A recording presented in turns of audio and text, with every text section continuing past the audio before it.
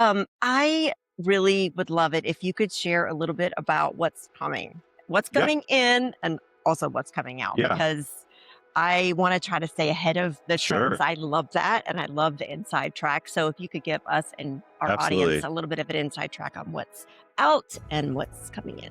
So right now, I feel like what's trending is warmth, is bringing a sense of like really cozy, like warm tones to the home. In the early 2000s, everything was just gray, right? Every builder out there was Everything. just, it was just a gray, whitewash, ugly.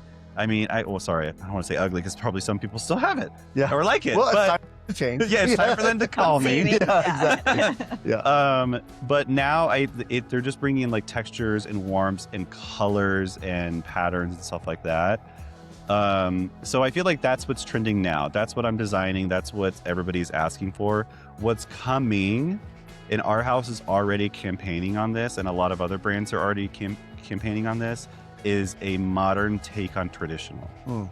So they're bringing back the more like eclectic, mixed together styles. So doing like a really modern and traditional silhouette on a sofa, but then doing like this really cool chair that looks like it was from like great grandma's, Oh, wow. but putting like a new updated wood finish on it, or a beautiful pattern, on the cushion, or a beautiful texture or color that just makes that chair be like, oh, that Yes. looks so old, Right. but oh my gosh, is it Yeah. gorgeous? It's kind of like in clothing.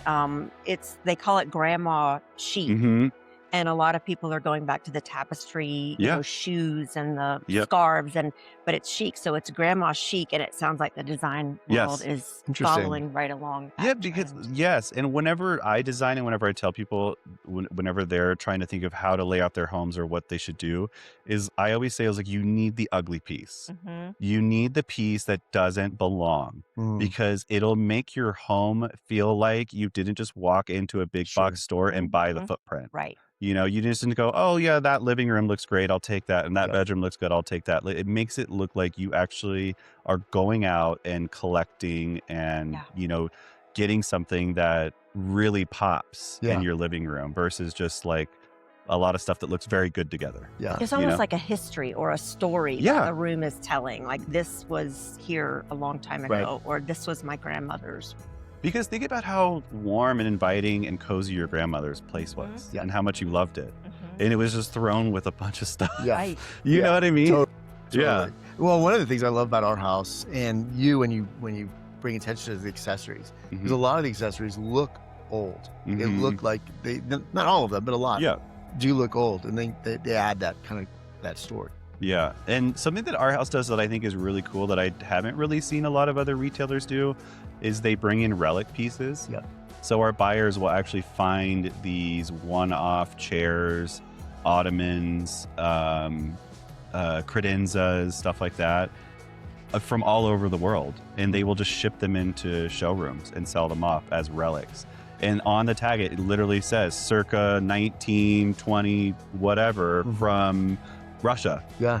Wow. So- Yeah, it's really cool. Like, Yeah. we have a few in our showroom right now.